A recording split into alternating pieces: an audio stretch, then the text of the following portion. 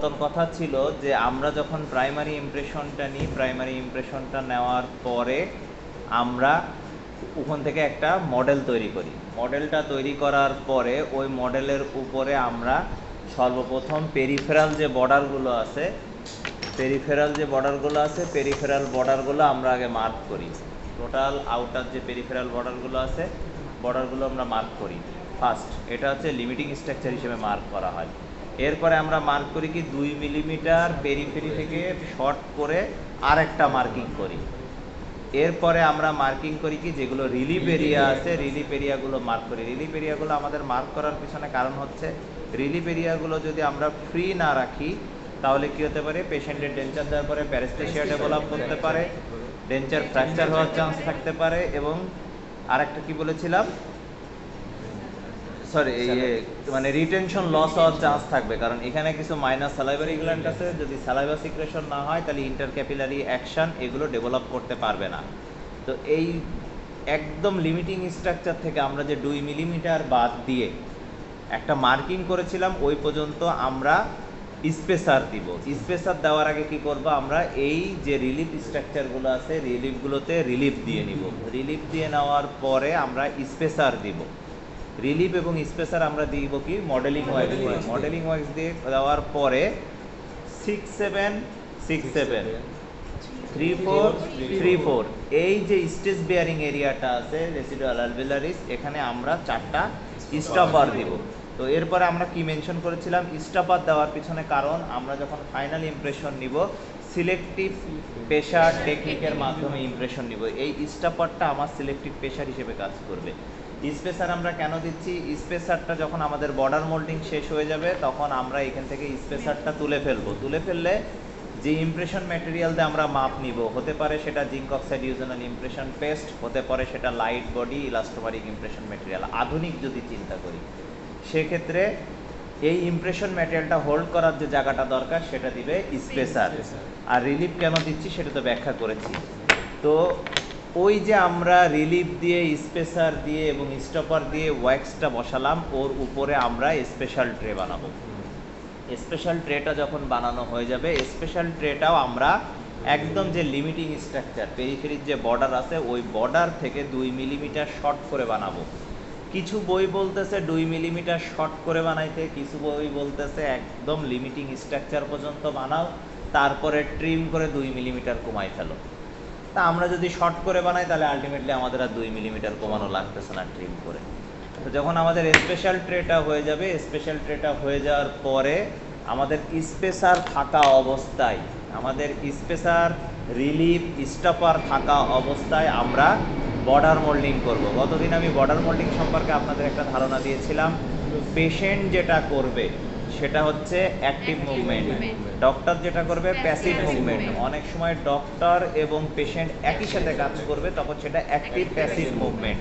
এবং border moulding যখন আমরা করব তখন বর্ডার মোল্ডিংয়ের 2টা পারপাসে আমরা করে থাকি। একটা হচ্ছে to achieve the peripheral seal, আর সেকেন্ড পয়েন্ট হচ্ছে যে to record the muscular movement during function. তো আপারের বর্ডার মোল্ডিং কিভাবে আমরা করি আমি অলরেডি ডেসক্রাইব আপনাদের সাথে করেছি। কখনো আমরা পেশেন্টকে বর্ডার মোল্ডিংয়ের সময় বলি যে আপনি আমার আঙ্গুল চুষেন, কখনো আমরা বড় করে হা করতে বলি, কখনো হাসতে বলি। একইভাবে অ্যাট এ টাইম আমরা আমাদের ক্ষেত্রে আপারের ক্ষেত্রে upward, forward, downward, inward, lip বা চিকের মুভমেন্ট করি। লোয়ারে যদি আমরা বর্ডার মোল্ডিং করি, লোয়ারের ক্ষেত্রে আমাদের অ্যাক্টিভ মুভমেন্ট হবে ডাউনওয়ার্ড, ফরওয়ার্ড, আপওয়ার্ড, ইনওয়ার্ড, চিক এবং বাক্টাল পোর্শনের মুভমেন্ট। পেশেন্টের ক্ষেত্রে আমরা যেটা করি, লোয়ারের ক্ষেত্রে আমরা পেশেন্টকে বলি যে আপনি আঙ্গুল চুষেন, হাসেন, বড় করে হা করেন, এইগুলা। আর যখন লিঙ্গুয়াল পোর্শনটুকু আমরা বর্ডার মোল্ডিং করি তখন পেশেন্টকে কখনো আমরা বলি টাঙের মাথা দিয়ে দাঁতের ভিতরের পোর্শনে লাগান এইভাবে, কখনো বলি এইভাবে লাগালে কি হয়, ফ্লোর অফ দ্য মাউথ সহ লিঙ্গুয়াল ফ্রেনামের সামনের টুকুর মাপ আসে।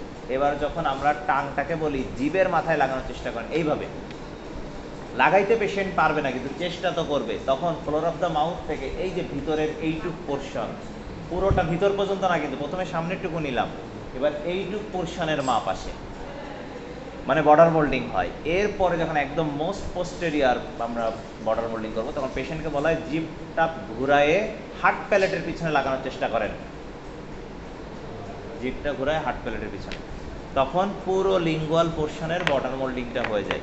যখন বর্ডার মোল্ডিংটা কমপ্লিট হয়ে যাবে তখন ভিতরের স্পেসার এবং রিলিফ বোথ জিনিস আমরা তুলে ফেলবো। আমাদের একমাত্র স্টপারটা থেকে যাবে। স্টপারটা কেন থাকতেছে? কারণ আমরা ওয়্যাক্স কেটে ফাঁকা করে অ্যাক্রাইলিক দিয়ে প্লেট বানিয়েছি, ওই ফাঁকা জায়গায় অ্যাক্রাইলিক ঢুকে যে স্টপারগুলো থেকে গেছে। দুইটা যদি কম্পেয়ার করে দেখেন, একটাই ওয়্যাক্স আছে একটাই ওয়্যাক্স নাই, কিন্তু দুইটাতেই স্টপার কিন্তু থেকে গেছে। যখন আমরা ওয়্যাক্স তুলে ফেললাম তখন এই জায়গায় আমাদের ইমপ্রেশন ম্যাটেরিয়াল হোল্ড করার জায়গা তৈরি হয়ে গেল। যখন ইমপ্রেশন ম্যাটেরিয়াল হোল্ড করার জায়গা তৈরি হয়ে গেল তখন সাথে সাথেই আমরা ইমপ্রেশন নিতে পারবো না, কারণ আমরা অলরেডি বর্ডার মোল্ডিং করে টোটাল পেরিফেরাল সিল অ্যাচিভ করে ফেলেছি। যখন পেরিফেরাল সিল অ্যাচিভ করে ফেলেছি তখন এই মাঝখানের যে ইমপ্রেশন ম্যাটেরিয়াল তার বাইরে বেরোনোর কোনো সুযোগ নাই। এখানে যে এক্সেস ম্যাটেরিয়াল, তার মানে তাকে বের করার জন্য আমাকে সুযোগ দিতে হবে। সেই সুযোগটা হচ্ছে এর গায়ে দেখেন ছোট ছোট স্কেপ হোল আছে, সাধারণত 4টা 6টা বা 8টা পর্যন্ত স্কেপ হোল করা হয়। এটা ডিপেন্ড করতেছে ট্রে সাইজ কতটুকু তার উপরে। এই স্কেপ হোলগুলো কখনো মেকানিক্যাল লকের জন্য ব্যবহৃত হবে না, এগুলো এক্সেস যে ম্যাটেরিয়ালগুলো আছে সেগুলো বের হয়ে যাওয়ার জন্য ব্যবহৃত হবে। এই সিচুয়েশনে আমরা জিঙ্ক অক্সাইড ইউজেনাল ইমপ্রেশন পেস্ট দিয়ে, আর আধুনিক যদি বলি তাহলে লাইট বডি ইলাস্টোমারিক ইমপ্রেশন ম্যাটেরিয়াল দিয়ে আমরা এখানে সিলেক্টিভ প্রেশার টেকনিকের মাধ্যমে পেশেন্টের মুখে ফাইনাল ইমপ্রেশন দিব। সিলেক্টিভ প্রেশার টেকনিক একই ধারে পেশেন্টের মুখে কিন্তু ফাংশনাল ইমপ্রেশন হবে। মানে আমরা যখন ইমপ্রেশনটা নিব পেশেন্টের আমরা প্যাসিভ মুভমেন্ট করাবো, পেশেন্ট নিজে অ্যাক্টিভ মুভমেন্ট করবে, টোটালি ফাংশনাল ইমপ্রেশন হবে। যখন ফাংশনাল ইমপ্রেশনটা শেষ হবে তখন পেশেন্টের একটা ফাইনাল মডেল মাস্টার কাস্ট যেটা বলেন সেটা তৈরি হবে। যখনই ফাইনাল মডেল বা মাস্টার কাস্ট হয়ে যাবে তখন সেটার উপরে আমরা একটা ওয়্যাক্স প্যাটার্ন করবো। আপনারা ফার্স্ট ইয়ারেও এই প্র্যাকটিক্যালটা করেন। এই ওয়্যাক্স প্যাটার্নের মেইন কারণ হচ্ছে আপনি পার্মানেন্ট ডেঞ্চার বেস বানাবেন। ওয়্যাক্স প্যাটার্ন মেইনলি করাই হয় পার্মানেন্ট ডেঞ্চার বেস বানানোর জন্য। এখন কোশ্চেন হচ্ছে এইটা থেকে কিভাবে এই জিনিসটা তৈরি হবে। আগে এটা নিয়ে একটু আলাপ করি। দেখেন এখানের এখন যে লিমিটিং স্ট্রাকচারগুলো টোটালি পেরিফেরাল সিলের মাধ্যমে পাওয়া, পেরিফেরাল সিলের মাধ্যমে পাওয়া। তাহলে এই যে আমরা ওয়্যাক্সটা দিয়ে ওয়্যাক্স প্যাটার্ন করলাম, কোনোভাবে যদি ওয়্যাক্সটা সরে যায় তাহলে আমরা ওই জায়গায় অ্যাক্রাইলিকটা লোড করলেই তো পার্মানেন্ট ডেঞ্চার বেস পেয়ে যাওয়া সম্ভব। আমরা কি করি, হাফ ফ্লাস্কিং ফুল ফ্লাস্কিং করি। এটা হচ্ছে flask, lower part, upper part, upper lid, ঠিক আছে। বইয়ে তারপরেও নামগুলো একটু দেখে নেবেন, আমার ভুল হতে পারে, সব কিছু না। লোয়ারে আমরা প্রথমে কি করি, এইভাবে ওয়্যাক্স প্যাটার্নটা বসাই দিয়ে চারিপাশে অর্ডিনারি প্লাস্টার দিয়ে হাফ ফ্লাস্কিং করি। ওয়্যাক্স প্যাটার্ন তো আমার শেষ, মডেলিং ওয়্যাক্স দিয়ে আমি ওয়্যাক্স প্যাটার্ন করে ফেলেছি। এরপরে হাফ ফ্লাস্কের ভিতরে অর্ডিনারি প্লাস্টার দিয়ে আমরা হাফ ফ্লাস্কিং করি। হাফ ফ্লাস্কিং করার পরে ফুল ফ্লাস্কিং সাথে সাথে করা যাবে না, আমাকে এখানে সেপারেটিং মিডিয়া দিতে হবে, না হলে আমি ফুল ফ্লাস্কিং করার পরে দুইটা অর্ডিনারি আলাদা করতে পারবো না। কি করা হয়, প্লাস্টার থেকে প্লাস্টার সেপারেট করছে কে, ভ্যাসলিন। তার মানে আমরা সেপারেটিং মিডিয়া ভ্যাসলিন অ্যাপ্লাই করবো হাফ ফ্লাস্কিং এর পরে। তারপরে আমরা ফুল ফ্লাস্ক দিব, এখান থেকে অর্ডিনারি দিয়ে পুরোটা ভরাট করব, আপার লিড দিয়ে দিব, দিয়ে কিছুক্ষণ রেখে দিলে যখন অর্ডিনারি প্লাস্টার সেট হয়ে গেল, এই সিচুয়েশনে আমরা প্রথমে একবার একটু খুলে দেখব আমাদের সেপারেট হয় কি না। যদি সেপারেট হয় পুনরায় আবার বসাই দিয়ে আমরা এটা স্প্রিং ক্লাম্প, আপনারা দেখেছেন যেটা ওই যে আমাদের ওখানে দেখা যাচ্ছে, স্প্রিং ক্লাম্পের মাধ্যমে এটা টাইট দিয়ে গরম পানির মধ্যে দিব। গরম পানির মধ্যে দিলে এই পুরো পোর্শনে একমাত্র ওয়্যাক্সই আছে যে জিনিসটা গলে যাবে, গলে বের হয়ে আসবে, এটাকে বলে ডি ওয়্যাক্সিং। তার মানে আমরা গরম পানির মধ্যে দিয়ে ডি ওয়্যাক্সিং করব। ডি ওয়্যাক্সিং করব, যখন ডি ওয়্যাক্সিংটা শেষ আমরা গরম পানির মধ্যে থেকে বের করে এনে কিছুক্ষণ রেখে দিব। আমরা একটা জিনিস জানি, টেম্পারেচারের পরিবর্তনের কারণে প্রত্যেকটা ম্যাটেরিয়ালের কি হয়, এক্সপ্যানশন হয়, কন্ট্রাকশন হয়, যেটা কোএফিসিয়েন্সি অফ থার্মাল এক্সপ্যানশন আমরা ফার্স্ট ইয়ারে পড়ে এসেছি। তো এই জন্য এটাকে আমরা নর্মাল টেম্পারে আসার জন্য সুযোগ দিব। যখন নর্মাল টেম্পারেচারে এটা চলে আসবে তখন আমরা এটাকে ডিফ্লাস্কিং করব। টার্মগুলো খেয়াল করেন, ফ্লাক্সের অর্ধেকে বসিয়েছিলাম হাফ ফ্লাস্কিং, পুরো ফ্লাক্স কমপ্লিট করেছি ফুল ফ্লাস্কিং। যখন গরম পানিতে দিয়ে ওয়্যাক্স আউট করে দিলাম তখন ডিপ ওয়্যাক্সিং। একইভাবে ঠান্ডা করার পরে যখন ফ্লাক্সটা খুললাম এইভাবে তখন ডিফ্লাস্কিং হলো। এখন ডিফ্লাস্কিং করলে সব কিছু থাকবে, একমাত্র কে থাকবে না? ওয়্যাক্সটা থাকবে না। যখন ওয়্যাক্সটা থাকবে না তার মানে এখানে আমরা কি পাচ্ছি? মোল্ড স্পেস পাচ্ছি, মোল্ড স্পেস পাচ্ছি। এই মোল্ড স্পেসের ভিতরে আমরা পলিমার মিক্সিং করে, পলিমার মনোমার মিক্সিং করে দিব। কোন polymer monomer? Heat cure acrylic resin. একটা জিনিস মনে রাখবেন, টেম্পোরারি অথবা ফেব্রিকেশন পারপাসে আমরা যে ধরনের অ্যাক্রাইলিক ব্যবহার করি এগুলো সেলফ কিওর। কমনলি পার্মানেন্ট বেজে আমরা যেগুলো ব্যবহার করি সাধারণত হিট কিওর আমরা ব্যবহার করি। তো হিট কিওর অ্যাক্রাইলিক রেজিন 1:3, মানে আপনি যদি 1 ড্যাপেন্ডিশ মনোমার নেন 3 ড্যাপেন্ডিশ আপনাকে পলিমার নিতে হবে, নিয়ে পলিমার মনোমার মিক্সিং করতে হবে। মিক্সিং করলে ফিজিক্যাল স্টেজ শুরু হবে। প্রথমে যখন মনোমারের ভিতরে পলিমারগুলো ভিজবে তখন সেটা হচ্ছে স্যান্ডি স্টেজ, অনেক সময় এটাকে ওয়েট স্যান্ডি স্টেজও বলা হয়। যখন স্যান্ডি স্টেজ শেষ আপনি দেখবেন টান দিলে সুতার মতো দেখা যাচ্ছে, তার মানে স্ট্রিঞ্জি স্টেজ শুরু হয়ে গেছে। যতক্ষণ সুতার মতো দেখা যাবে ততক্ষণ স্ট্রিঞ্জি স্টেজ চলবে। যখনই আর সুতার মতো দেখা যাচ্ছে না ম্যাচটা এবং স্প্যাচুলা অথবা জারের গায়ে ম্যাচটা লেগে যাচ্ছে না, বুঝতে হবে ডাউই স্টেজ শুরু হয়েছে। ডাউই স্টেজ সম্পর্কে একটা কথা বলা আছে, অনলি ওয়ার্কিং স্টেজ। এই স্টেজটাতে আপনি একমাত্র কাজ করতে পারবেন এই সময় জার অথবা আপনার হাতে ডো লাইক ম্যাচটা লেগে যাবে না। এবং এই ডো লাইক ম্যাচটা হচ্ছে হোমোজেনাস ম্যাচ। এখানে আমরা দুইটা কাজ করি, একটা হচ্ছে ম্যানিপুলেশন করি বাই নিডিং এইভাবে, সেকেন্ডটা হচ্ছে আমরা করি কি এই যে মোল্ড স্পেসটা আছে এই মোল্ড স্পেসে প্যাকিং করি। এই মোল্ড স্পেসে কি করি? প্যাকিং করি। কিন্তু এখানে মোল্ড স্পেসে প্যাকিং করার আগে একটা কাজ আমাদের করে নিতে হবে। অ্যাক্রাইলিক থেকে প্লাস্টার সেপারেট করতেছে কে? Cold mould seal. তার মানে এই ফ্লাক্সের বোথ সাইডে আমাকে ফুললি কোল্ড মোল্ড সিল আগে অ্যাপ্লাই করে রাখতে হবে, fully cold mould seal apply করে রাখতে হবে। এখানে যত মোল্ড স্পেস সহ যত অর্ডিনারি আছে, এখানে যত অর্ডিনারি আছে সব জায়গায় আমার কি অ্যাপ্লাই থাকবে? Cold mould seal. কয় কোটিং? 2 কোটিং অন ওয়ে ডিরেকশনে দিবেন। যখন কোল্ড মোল্ড সিল আমার আগে থেকে দেওয়া আছে, এখন ওই ডো লাইক যে ম্যাচটা আছে ওই ম্যাচটা আমরা এখানে চাপ দিয়ে দিয়ে প্যাকিং করব।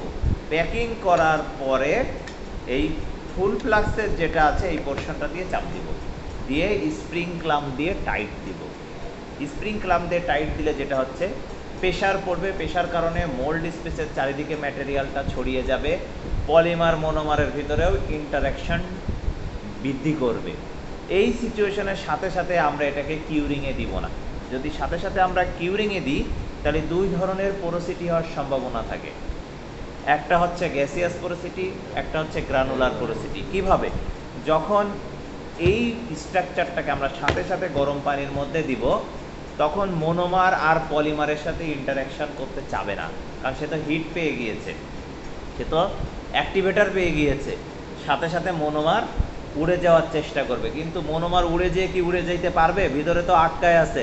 আলটিমেটলি উপরের স্ট্রাকচারে মনোমার জমে যাবে, বাবল ফরমেশন করবে, গ্যাসিয়াস পোরোসিটি হবে। একইভাবে পলিমার কি পর্যাপ্ত পরিমাণ মনোমার পেল? পেল না, তাহলে পার্টিকেল পরিমাণ বেড়ে গেল, তার মানে গ্রানুলার পোরোসিটিও হচ্ছে। ঠিক আছে, তার মানে আমরা এই প্যাকিংটা করার সাথে সাথে কিউরিংয়ে যাব না, আমরা 30 মিনিট বেঞ্চ কিউরিং করব। 30 মিনিট বেঞ্চ কিউরিং করব। এই 30 মিনিট বেঞ্চ কিউরিং করলে কি হবে? পলিমার মনোমারের ভিতরে ইন্টারাকশন হবে, পলিমার মনোমারের সাথে পারফেক্টভাবে চেন ট্রান্সফার করবে, আলটিমেটলি পোরোসিটি কমে যাবে। এরপরে বেঞ্চ কিউরিং যখন কমপ্লিট তখন আমরা এটাকে কিউরিংয়ের জন্য দিব। কিউরিংয়ের দুইটা সাইকেল আছে, একটা শর্ট সাইকেল একটা লং সাইকেল। যে কোনো একটা সাইকেল আমাদেরকে ফলো করতে হবে।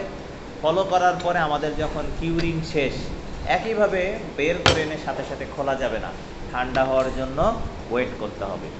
যখন ঠান্ডা হয়ে যাবে তখন আমরা ডিফ্লাস্কিং করলে আলটিমেটলি আমরা পার্মানেন্ট ডেঞ্চার বেস পাবো, পার্মানেন্ট ডেঞ্চার বেস পাবো।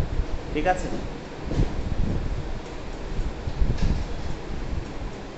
এটা এখন পুরোপুরি ফিটিং আসবে না, কারণ এর পলিমারাইজেশন সিনকেস ডেভেলপ করতে ফিটিং পসিবল না। এরকম একটা পার্মানেন্ট ডেঞ্চার বেস পাবো। এই পার্মানেন্ট ডেঞ্চার বেজের উপরে আমরা বানাবো অক্লুসাল রিম।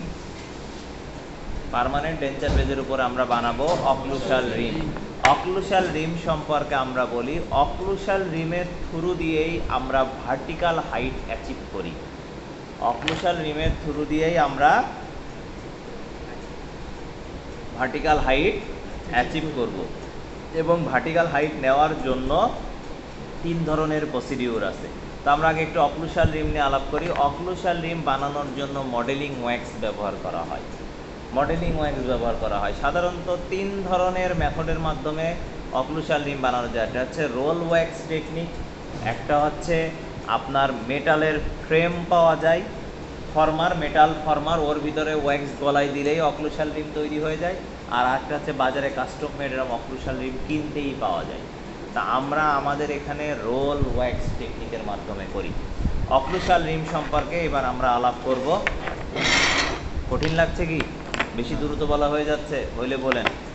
অক্লুসাল রিমটা আমরা যখন বানাবো তখন প্রথমে একটা শিট অফ মডেলিং ওয়্যাক্স আমরা বার্নারে ধরে ধরে নরম করে করে রোল করা শুরু করব। পুরাটা যখন রোল হয়ে যাবে আমরা এই যে ডেঞ্চার বেসটা ছিল এটার উপরে বসাবো।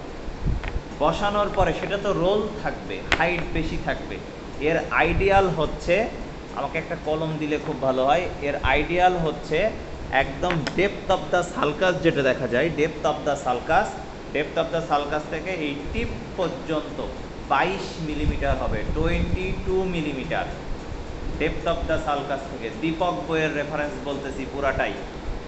ডেপথ অফ দ্য সালকাস আবার খেয়াল করে দেখেন, এই যে ডেপথ অফ দ্য সালকাস থেকে একদম টিপ পর্যন্ত যদি হয় 22 মিলিমিটার। একইভাবে এখানেও একটা ডেপথ অফ দ্য সালকাস আছে না, এই ডেপথ অফ দ্য সালকাস থেকে এই পর্যন্ত হবে 18 মিলিমিটার। সেটা কি অ্যান্টেরিয়রলি আর পোস্টেরিয়রলি? Anteriorly posteriorly, exactly. এখানে দেখেন অ্যান্টেরিয়রে ডেপথ অফ দ্য সালকাস আছে ল্যাবিয়াল আর বাক্কাল ফ্রেনামের মাঝখানে, ওখান থেকে একদম টিপ পর্যন্ত 22। আর এখানে পোস্টেরিয়রলি হচ্ছে ডেপথ অফ দ্য যে সালকাস দেখতে পাচ্ছেন এখান থেকে 18 মিলিমিটার। এখন একটা কথা আছে, আপনাদের দীপক বইয়ে কথা বলা আছে, কিন্তু সব পেশেন্টের তো রিজ সেম থাকবে না।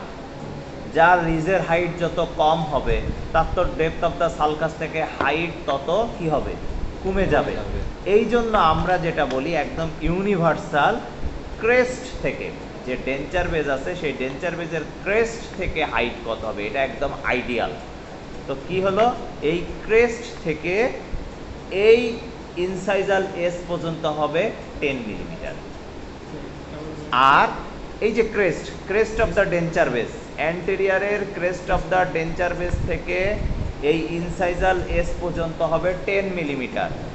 আর পোস্টেরিয়রে খেয়াল করে দেখেন, এই যে পোস্টেরিয়রের যে ক্রেস্ট দেখা যায় এখান থেকে এই অক্লুসাল পর্যন্ত হবে 6 মিলিমিটার।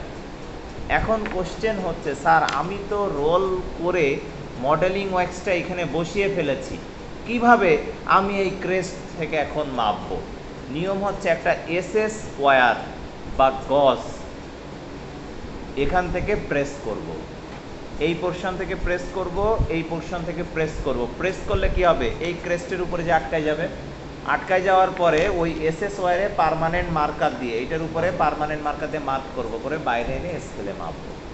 এটা ইউনিভার্সাল। ডেপথ অফ দ্য থেকে, যেহেতু ইন্ডিয়ান রাইটার দীপক, সে তার ইন্ডিয়ান প্রেক্ষাপটে সবার ডেপথ অফ থেকে কেমন থাকে সেটার উপর একটা কথা লিখেছে, কিন্তু ক্রেস্ট হচ্ছে ইউনিভার্সাল, এটা আপনার লাগবেই। ক্রেস্ট হচ্ছে ইউনিভার্সাল, এটা আপনার লাগবেই। তাহলে দুইটা বললাম, খেয়াল করে দেখেন, অ্যান্টেরিয়রে ডেপথ অফ দ্য সালকাস থেকে ইনসাইজাল পর্যন্ত 22, আর crest of the denture base থেকে ইনসাইজাল এস পর্যন্ত 10 মিলিমিটার। একইভাবে পোস্টেরিয়রে ডেপথ অফ দ্য সালকাস থেকে একদম অক্লুশন পর্যন্ত হচ্ছে 18 মিলিমিটার। একইভাবে যখন আমি ক্রেস্ট থেকে ধরবো ডেঞ্চার বেজের তখন 6 মিলিমিটার। এটা কি হাইট। তার মানে আপনাদের যদি অক্লুসাল রিম, আপার অক্লুসাল রিমের হাইট আসে, তাহলে আপনারা দুইটাই একবারে লিখে দিবেন, কারণ কোন টিচার কোনটা পছন্দ করবে এটা আল্লাহ পাক জানে। এরপরে আসেন উইড।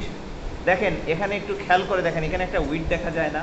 অ্যান্টেরিয়ারে একটা দেখা যায়, প্রিমোলারের এখানে একটা দেখা যায়, মোলারের এখানে একটা দেখা যায়। সাধারণত জিনিসটা কেমন হয়, এখানে কত পড়েছি আমরা? 6। আর এখানে কত পড়েছি? 10। এই জায়গাটাতে এখন আমরা উল্টা চিন্তা করব, 4 থেকে 6। এই জায়গাটায় হচ্ছে 4 থেকে 6 উইড। এই জায়গায় প্রিমোলারের এখানে 5 থেকে 7, আর মোলারের ক্ষেত্রে 8 থেকে 10। কি বলতেছে এটা? উইড বলতেছি। আপনারা তারপর একটু দীপক বই লিখে নেবেন, আমার 19-20 হতে পারে, কারণ মাল্টিপল বই থেকে পড়েছি, দেখা যাচ্ছে দুইটা মিশে গেছে। আবারও খেয়াল করে দেখেন, উইড মানে হচ্ছে এই পাশের পোরশন থেকে এই পাশের পোরশন, এখানকার পোরশন থেকে এখানকার পোরশন, এখানকার পোরশন থেকে এখানকার পোরশন। তা অ্যান্টেরিয়ারে আই মিন ইনসাইজার থেকে ক্যানাইন পর্যন্ত থাকবে 4 থেকে 6 উইড। প্রিমোলারের ওখানে দুইটাই থাকবে 5 থেকে 7, এই যে এইটুক পোরশন। মোলারের এখানে থাকবে 8 থেকে 10। ক্লিয়ার? প্রথমে হাইট পড়লাম, এখন পড়লাম উইড। এখন কথা হচ্ছে যে আমরা যে অক্লুসাল রিমটা বানালাম, এই অক্লুসাল রিমটার পোস্টেরিয়ারের এক্সটেনশন কত দূর পর্যন্ত হবে। এখানে একটু ভুল করা আছে। ভুলটা বলতে এই পর্যন্ত আসার পরে নিয়ম হচ্ছে এখান থেকে একটা স্লপ নেমে যাবে, স্লপ হ্যামিলার নস পর্যন্ত। এখান থেকে একটা স্লপ নেমে যাবে হ্যামিলার নস পর্যন্ত। দীপক বইয়ে এভাবে বলা আছে হ্যামিলার নস, হ্যামিলার নস। দেখেন খেয়াল করে দেখেন, ম্যাক্সিলারি টিউবারোসিটি, ম্যাক্সিলারি টিউবারোসিটি, হ্যামিলার নস, হ্যামিলার নস। তো এই ডেঞ্চারটা যদি আমরা বসাই, হ্যামিলার নস থেকে সামনের দিকে 1 সেন্টিমিটার পর্যন্ত এক্সটেনশন হবে, তারপরে বাকিটা স্লপ নামবে। এখানে স্লপ নামানো হয়নি, কথাটা বুঝেন। এই আসতেছে হ্যামিলার নস থেকে 1 সেন্টিমিটার পর্যন্ত এই মাথাটা আসবে। আসার পরে বাকি 1 সেন্টিমিটার হ্যামিলার নস পর্যন্ত স্লপ করে নেমে যাবে। তাহলে এক্সটেনশনটা বোঝা গেছে?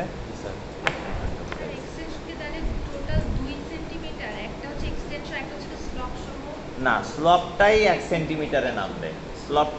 ধরেন এখানে 1 সেন্টিমিটার দিয়ে ওরা থেমে গিয়েছে, কিন্তু না, এই বাকিটুকু স্লপ করে নামাই দিতে হবে। ওই 1 সেন্টিমিটারের ভিতরেই স্লপটা নেমে আসবে।